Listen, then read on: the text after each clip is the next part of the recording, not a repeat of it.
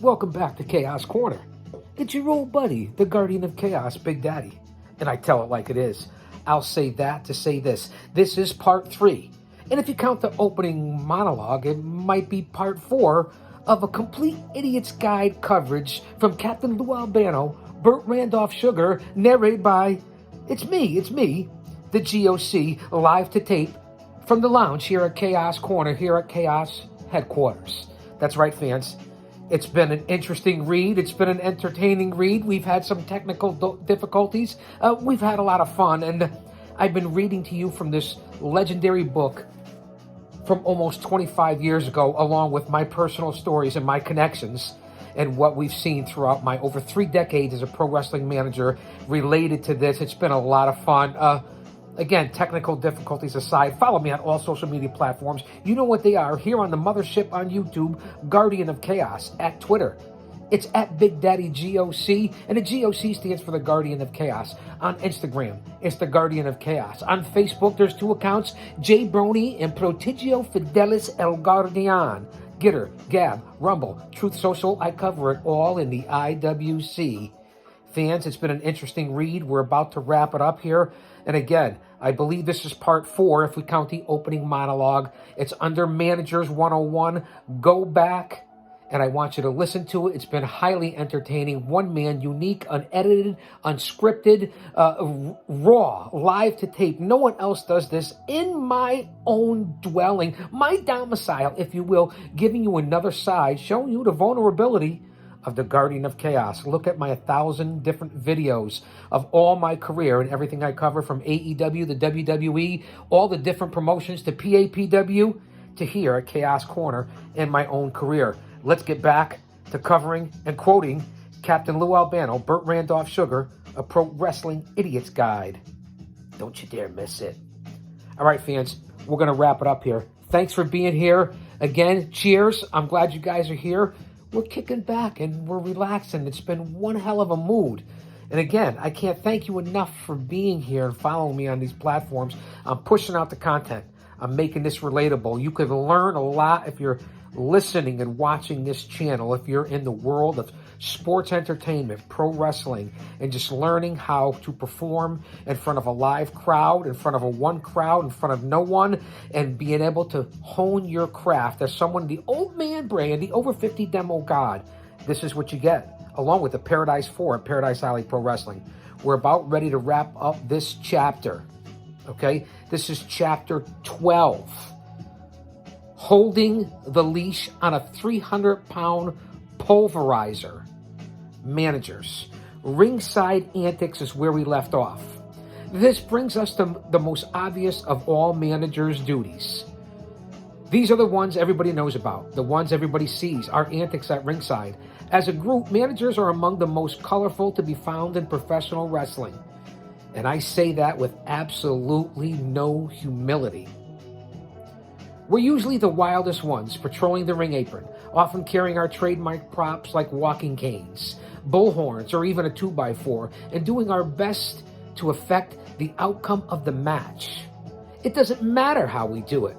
Tripping up the opponent, or even cold cocking him if the action spills outside the ring.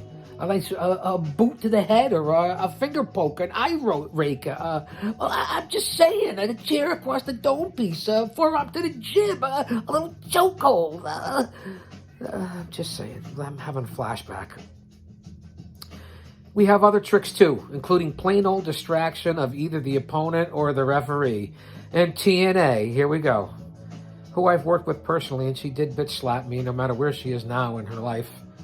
Take Sunny, the former manager of the Legion of Doom 2000. She resorted to gentler measures, like flirting with the opponents or the refs. And Marlena, who represents Goldust at ringside, has been known to drop the top of her dress, a la Bresses, at crucial times, I'm as confused as a baby at Hooters, to reveal the feminine charge and completely sidetrack the opposite side. And that's what happened as we went into the middle and late 90s, when I was reaching the pinnacle of my career again, over 25 WWE Hall of Famers and other gentlemen and Hall of Famers and talent and stars and heroes and legends and young lions. That's another story for another time. But that's when they were bringing them in. You guys remember that. not talking about your baby dolls and your Preciouses and your Missy Hyatts and your Miss Elizabeths. They had a certain role. I don't count people like Medusa and Sherry Martel. They were great wrestlers. They weren't managers, especially Medusa. That's the way I look at things. You know, look at Luna Vachon. She was a great manager, but she was meant to be a grappler. So that's what I'm talking about. Even Chyna. And I know she was one of the first ones with this whole intergender thing now that seems to be the rave from the independents to the pros. But that's what I give you here on this was written over 25 years ago. Okay, in the 90s. Put that in your pipe and smoke it. And then here we are in December of 2022. I'm just bringing you guys what I know, what's going on from here that's the most relevant from the smartest men in the business of sports and sports entertainment. Think about that. Male managers don't have these options now, especially, of course, have been phased out, unless you're a Paul Heyman or someone who's a legend like that. After all, that's my personal opinion. After all, what good would it do to me if I flashed open my Hawaiian shirt? Hello. Maybe some referee would fall over in a fit of helpless laughter, but that's about all. Rick Rude, who never hesitates to prove himself worthy of his name, again, a guy who wasn't a manager, was definitely a great worker. Traditional method of distraction recently to help his wrestler, Kurt Mr. Perfect Hennig. If you remember, this was written over 20 years ago. Okay, guys? Dressed as his trademark suit, Rude jumped in and out of the ring to administer a beating to Hennig's opponent, Bret the Hitman Hart. The best there is, the best there was, the best there ever will be. He was so quick and he was in and out before the referee could catch a glimpse of him. Despite all the scheming and screaming on both sides, fans trying to alert the ref to the rule of the violations. Remember when this was written? And again, I don't consider someone like Ted DiBiase, Rick Rude, guys of that ilk, that are true managers. Yes, of course, J.J. Dillon. You look like guys like that, and James E. Cornette, guys that were former grapplers, Bobby the Brain Heenan. Those guys, I get it. They ended up becoming very successful at both, or weren't great at one or the other. And some of the best managers, Captain Lou, Bobby Heenan, J.J. Dillon, they weren't good grapplers. Paul Ellering, just different guys that I throw in there and talk about. You guys know this, including yours truly. I'm giving you the good, the bad, and the ugly here on part 4. So I don't consider that with Rick Rude. One incident that, again, they're going to go on with Rude, and they're talking about Chris Candido, who I was fortunate enough to work with, Shane Douglas, the Pit Bulls, Bam Bam Bigelow, and that whole Rick Rude and Francine angle when you had ECW, WWE at that point. That may have even been, as I read about this, remember all these guys, I don't consider them managers. A singular case in point. I remember one time I entered the ring to help my wrestler, Freddie Blassie. We were somewhere in Pennsylvania where my charge was scheduled to wrestle Pedro Morales, the then WWF champion. As Morales stood center ring, bathed in the applause of the crowd, Blassie came out in street clothes, his arm in a sling. "I can't wrestle," he told the announcer, Vince McMahon Jr. "My arm's busted." Then he climbed into the ring to show Morales the note he had from his doctor. I used to love those angles. But as he did, I came up behind Morales and hit him with a shot over the head with a chair. One of my favorite maneuvers. That's why I love Captain Lou. Then Blassie ripped off his sling and started pummeling Pedro with his broken arm. Morales was finally rescued by Gorilla Monsoon and Chief Jay Strongbow, who carried them off into the dressing room unconscious. When he demanded that when he revived, not received, refer to Bully Ray once again, Blassie, he made his top challenge for the WWF title, which was what he wanted all along. Let that sink in. You win some, you lose some, here on Managers 101 at Chaos Corner with the GOC. That's me, because I tell it like it is. I'll say that to say this. Sometimes our tricks don't always work. Take the time I managed the Wild Samoans, Alpha and Sika, on the night they defended their tag team title against Tony Atlas and Rocky Johnson. All on the tube, all on the cock, all about a network. Go back and check it out, fans. History in the making. I decided that there was no such thing as too little help from the manager, so I brought a solid oak chair with me down to ringside. I hope the fans would believe I brought it to just so I could have the best seat in the house. Shout out to Justin Roberts. But I had other plans. It was to be my secret weapon. The match itself was wild, as anything that features the Samoans tends to be. Finally, all 300 pounds of Afa grabbed Tony Atlas in a full Nelson. After they struggled, the referee somehow got in the way and was knocked on his keister, his ass. This was my chance. No referee in sight, so I climbed into the ring, chair in hand. As Atlas struggled to get out of the way, put him in a full Nelson, I brought that carefully armed chair down right where his head was. Bang. Obviously, I remember this like it's yesterday. Again, it's on the network. It's on the cock. But at the last second, he moved, and instead I hit Afa. He went down as if I shot, and Tony pinned him, and as if I shot him, and I felt like a total jackass. We know all that. You guys know I'm reading this for the umpteenth time, but getting across to you guys. Illegal interference. Most managers find some way to interfere in the progress of a match. One of the most unusual methods I've seen, again, back to the valets, managers, I guess you could say it, I've seen was used by Marlena, who not only managed Goldust, but was also his wife. She once smashed her purse in the face of her hubby's opponent, Brian Pillman. It's just another variation on the gimmick theme. Call them illegal weapons if you want, but they are all gimmicks. They come in all sizes, shapes, and structures. They range from cola cans to ballpoint pens to knives, pieces of metal, and my favorite, chairs. And they're often passed from manager to wrestler at crucial moments in the match, a la Lord Steven Regal with the Nux to MJF over Mox to win the title at AEW Full Gear. See how I make it relevant to today? The 60s, 70s, 80s, 90s, 2000s, right in here to 2022 with the GOC. Who knew I'd be back at the WWE and covering AEW and every other organization? It's me. Did I make that rhyme? Nah, I'm no Max Caster, although I can rap. You guys know that. We won't get onto that now. We're 12 minutes in here. We're trying to wrap this up here. Chapter 12. All right, back to where we were. Probably the best at passing gimmicks was Abdullah Farouk. Guys, sit back and relax. History class is in session. Better known as the Grand Wizard, but who was born Ernie Roth. He was a master at this trick of the trade. Usually your wrestler can maneuver his opponent over towards where you, the manager, are. It's not difficult for a wrestler to get his opponent where he wants him, whether it's a certain point in the ring or better yet on the ropes. Brute force works well. So does a battered lore. And a baited lore. Experienced wrestlers have many ways of manipulating the positions of their opponents so that the manager has a chance to do that voodoo he does so well. You do and voodoo. A manager and wrestler working together as a team can achieve really rewarding results and wreak disaster on the opponent. Therefore, the guardian of chaos, Big Daddy, and I tell it like it is. I mean, it's pretty simple, I would have to say. Maybe that's why you mostly see managers in the corners of the baddies, not the faces. We know that. Maybe the baddies need more help. Let's not say the baddies. What is this? The Jade Cargill? This book was written 25 years ago. Talking the baddies, Jade Cargill, AEW, TBS champion. What the fuck is going on here at Chaos Corner?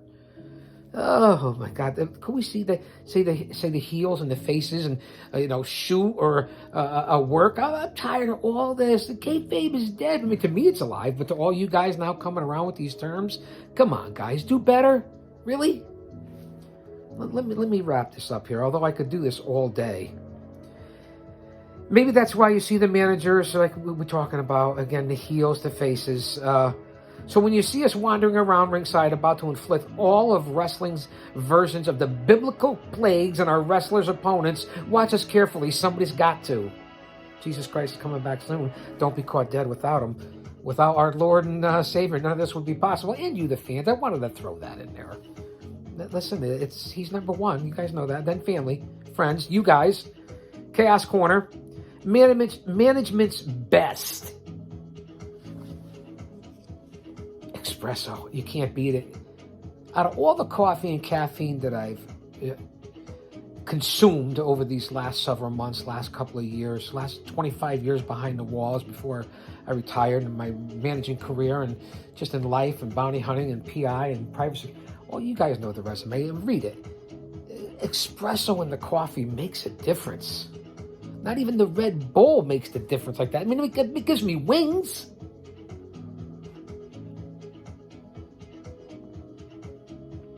Guys, thanks for being here. I appreciate it. Now I'm good. But there are other good managers out there too. That's right. You know it. Otherwise, I'd have nobody to play off of you. You've noticed the bios of some of the true greats scattered throughout this chapter. Here's the rundown on a few more. Freddie Blassie, I have to admit, is a good manager. That is, if you like dirty tricks. During his days as a wrestler, he was known as a biter. During interviews, he would always take out a file to sharpen his teeth. As a manager, he's no less scary, in part because he's a little crazy. Even so, I have to respect Blassie. I have to. I've got to negotiate contracts with him, pitting my guys against his. But even when negotiating, I always keep an eye on his cane. You never know when he'll try to whack you with it. This is quoting Captain Louis Albano. And then there's Bobby the Brain Heenan. He calls himself the Brain, but he has none. Let me tell you about something he pulled up on me back in 1985. I was a mere 22 years old, I believe. I had already tried out at the Quest and unsuccessfully. Wait, that's another story for another time. I had just been picked as a WWF Manager of the Year, but Heenan wanted the title, and there was nothing he wouldn't do to get it. So even after the fans' vote was in, one of the few times I think Albano might have been a face, although he was a face and a heel, he got other managers like Blassie, Jimmy Hart, and Johnny Valiant, good old Johnny V, to give them their votes. Could have worked, but Hillbilly Jim gave me his votes, and at the second, and that secured the award. Wait, what the fuck was that? What? Jimmy Hart, Johnny Valiant to give him their votes. That's because of Alexa. Could have worked, but Hillbilly Jim gave me his votes, and that secured the award. Heenan was so furious that he hit me over the head with the trophy. It's on the network. Go back and check it out. Johnny Valiant's a manager that I respect because of his wrestling reputation. Again, I've said, guys that I consider wrestlers who became managers. A lot of managers were former grapplers. Some famous ones that weren't: Jim Cornette, Jimmy Hart, Gary Hart. But famous ones that were: Paul Ellering, J.J. Dillon, Bobby the Brain Heenan, Freddie Blassie. I mean, Grand Wizard wasn't a wrestler. Just the difference, guys that we're talking about, Johnny Valiant was a great wrestler and a great manager. So it's a fine line of who crosses in between. Someone like a DiBiase or Rick Rude, are they really managers? Something to think about, something to ponder there. Someone, I look at managers throughout the careers, even guys that you don't always think about as number one, but certainly right there on the next level, a Bill Alfonso, a Joel Gertner. There's so many good professional wrestling managers out there. I can go on. And some female managers that were actually managers. Let's go on. Talking about Johnny Valiant, he stole the tag team title for Beefcake and Valentine. We remember that. And he's a bully too. And then there's Jimmy Hart, again, one of the greatest of all time, of the so-called Hart Foundation. He was once a great rock musician. We all know that. But now he's a sneak. That was his gimmick. This is Captain Lou talking. He sent his wrestlers like Terry Funk, Jim Neidhart, and Bret Hart out to ruin people in the ring. A lot of this stuff, no. We made this into 4 parts in this chapter. And this is going to be just about 20 minutes. Go back and check out the rest. I'm glad you guys were here to spend some time with me. Geez, this took me a good, a good hour and a half to get through this chapter.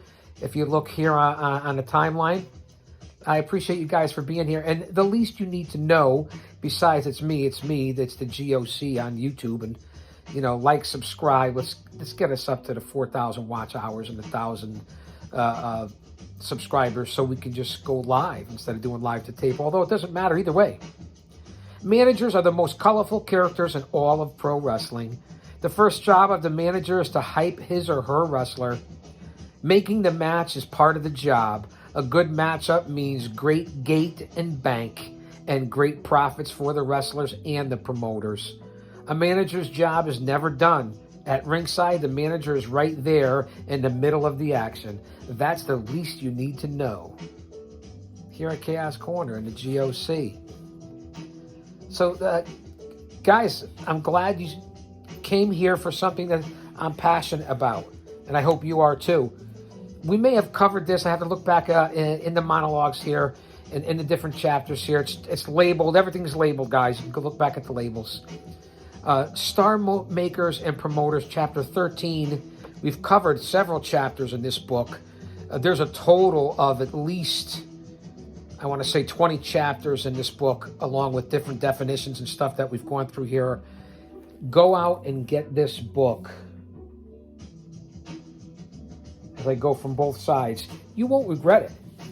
Again, it applies today as it did 25 years ago, as it did 50 years ago. Thanks for being here on Chaos Corner. I couldn't do it without you. I'll say that to say this, because I tell it like it is. Don't you dare miss it.